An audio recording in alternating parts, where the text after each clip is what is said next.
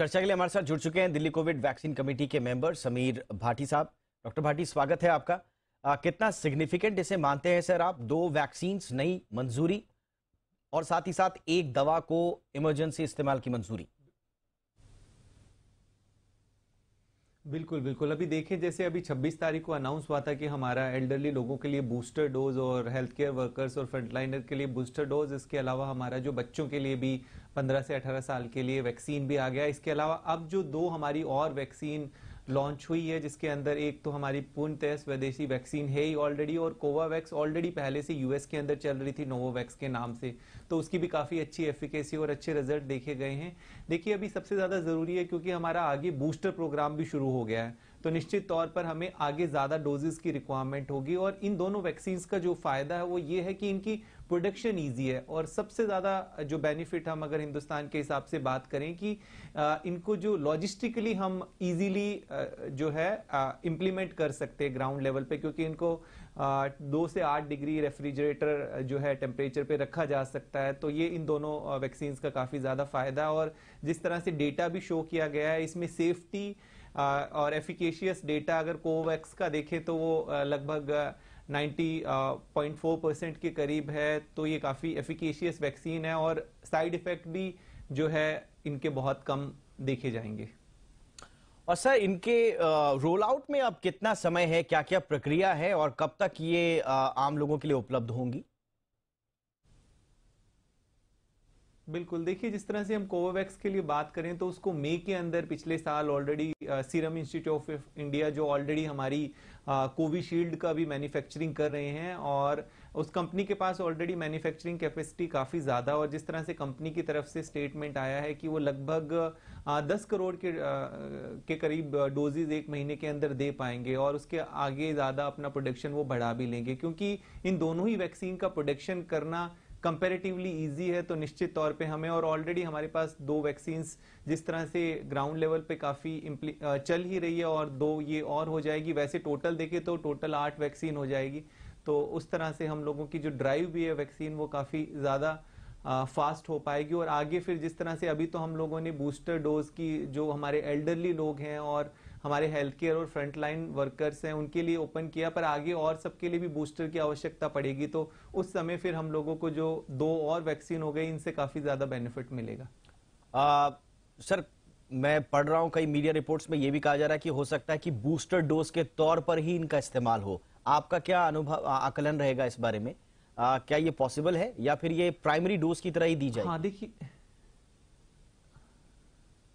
हाँ, फिलहाल अभी इसके लिए कहना, क्योंकि अभी फिलहाल ऐसी कोई गाइडलाइंस नहीं आई है कि इसको हम इस्तेमाल करेंगे कि नहीं। किया जा सकता है, वो इस्तेमाल अच्छा रहेगा, क्योंकि ये जिस तरह से mRNA वैक्सीन की हम बात कर रहे थे, फाइजर और मॉडर्ना, तो उस तरह से ये काम करती है। तो निश्चित तौर पे अगर हम इनको एज अ बूस्टर देने के ऊपर आगे विचार करेंगे, क्योंकि फिलहाल अभी पेंडेमिक है, और पेंडेमिक के दौरान अभी हमारा मेन है कि हम जो है किसी तरह से ऑलरेडी जो प्राइमरी वैक्सीन है उसकी भी अगर हमें 3rd डोज मिल जाए, और जैसा विदेशों में भी इस तरह से चल रहा है, तो उससे भी काफ़ी हद तक प्रोडक्शन है। और अगर पॉलिसीज में कुछ अमेंडमेंट होता है और इनको एज ए बूस्टर दिया जाए, बट उसके लिए मिक्स एंड मैच के कुछ डेटा आना आगे बाकी है ज़रूरी, क्योंकि मिक्स एंड मैच का जब तक हम लोग के पास डेटा नहीं होगा तब तक उसको एज ए पॉलिसी बना लेना थोड़ा अभी कहना उसके लिए मतलब जल्दबाजी है।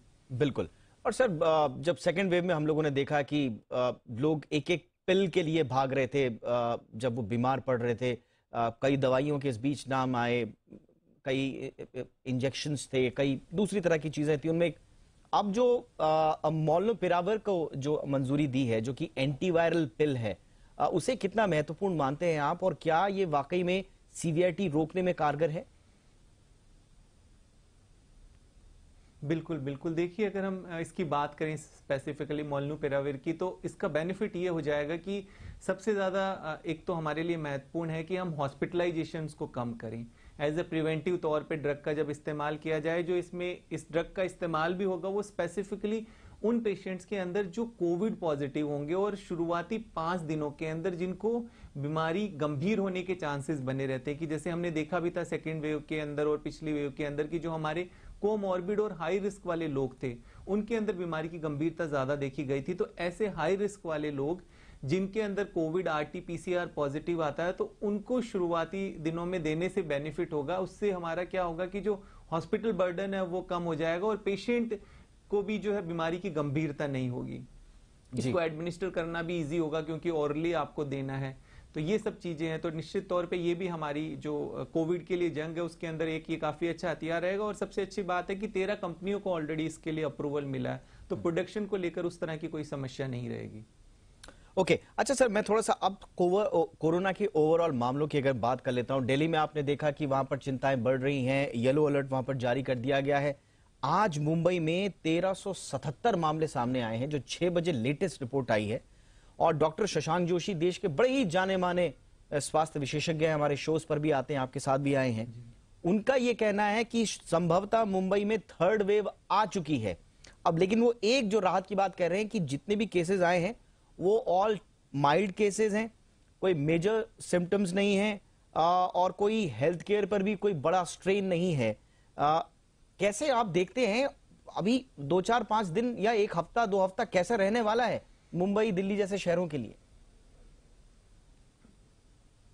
बिल्कुल बिल्कुल, जैसे महाराष्ट्र का आपने बताया, ऐसे मैं दिल्ली की भी स्पेसिफिकली बात करूं तो दिल्ली में जैसे हम सभी सारे जितने भी सैंपल्स है सभी का जीनोम सीक्वेंसिंग कर रहे हैं, तो निश्चित तौर पे नंबर्स उस तरह से ज्यादा दिखेंगे। पर जितने भी पेशेंट्स अभी यहाँ पर पॉजिटिव आए हैं ज्यादातर कोई भी सिम्टोमेटिक नहीं है, किसी भी तरह के कोई गंभीर लक्षण यहाँ पर भी इस तरह से नहीं देखे जा रहे हैं। तो निश्चित तौर पे हम ये तो मान रहे हैं कि केसेस बढ़ सकते हैं क्योंकि ये संक्रामक है, पर बीमारी की गंभीरता उतनी ज्यादा नजर नहीं आ रही। और दिल्ली मुंबई स्पेशली दिल्ली की बात करूं तो यहाँ तो 90% के करीब ऑलरेडी हमारा सीरो पॉजिटिविटी भी थी। काफी लोगों को नेचुरल इन्फेक्शन भी पहले से हो चुका था। उसके बाद हमारी अडल्ट पॉपुलेशन को भी करीबन जो सिंगल डोज है 90% के करीब वो भी वैक्सीनेशन हो गया है। तो नेचुरल इम्यूनिटी और वैक्सीनेशन निश्चित तौर पे हम लोगों को इससे प्रोटेक्ट करेगी। पर यहाँ पर महत्वपूर्ण आ जाता है कि हमें ट्रांसमिशन जरूर रोकना, और स्पेसिफिकली अब न्यू ईयर और इस तरह की जो गैदरिंग आनी है तो इसमें अगर हम अगले हफ्ते 10 दिन तक और ज्यादा सतर्क रहें तो हमारे लिए ज्यादा अच्छा रहेगा। कहीं ना कहीं जो ये ट्रांसमिशन है